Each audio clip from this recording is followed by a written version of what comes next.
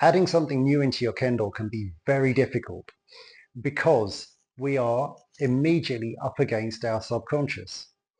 Now, let me give you an example. I failed my first attempt at Sandan, and the reason why I failed it was because my footwork was completely wrong. In the 6 months leading up to it, I had essentially been patterning in the wrong footwork into my kirikaeshi. When the result came back that I'd failed, I asked why, and like I've just said, it's because my footwork was wrong, and I found it really difficult to believe that. So I went back to the dojo, got my kirikaeshi filmed, and lo and behold, yes, it was incorrect. I had been completely unaware of the fact that for 6 months I had been doing incorrect footwork. What it meant was that I had to take conscious control, and every single time thereafter doing kirikaeshi, I had to say as a mantra to myself, strike with your left foot, strike with your left foot, strike with your left foot. I did that for 6 months, twice a week in the dojo, every single day at home.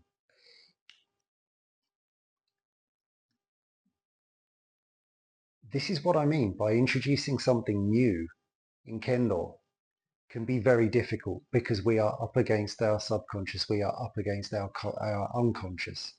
And quite often we don't know what we don't know until it's pointed out. And then when we see it for ourselves, it's obvious, and then we can, with conscious intent, get control of it. Let's dig into this idea because it's really important. It's not just important for Kendo, it's important for life. Because there are many times when there is something that we see and we see the value of it. We can see that it's going to be useful. But then when that urge to do it kicks in, there is also deep down a resistance. And our subconscious resists it. And the reason why it resists it is because literally 90% of our energy, our brain apportions to our subconscious, to our autonomic nervous system. And our entire routine, let's call it our subconscious, unconscious routine, has got a system in place. And the brain literally cannot afford to spare the energy for something new.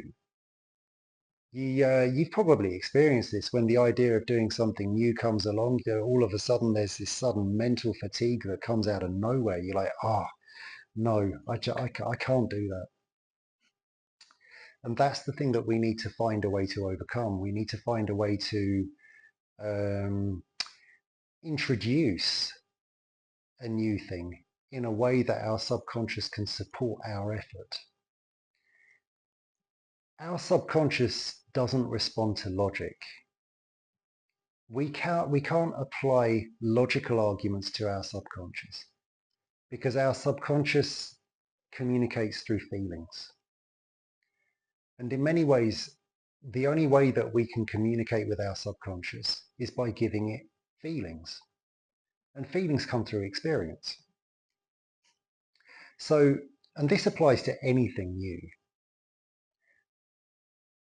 The best way to get your subconscious, your unconscious, that inner resistance to support your personal desire to do something different is to give it an experience that tells it that it's safe, that it's okay to do it.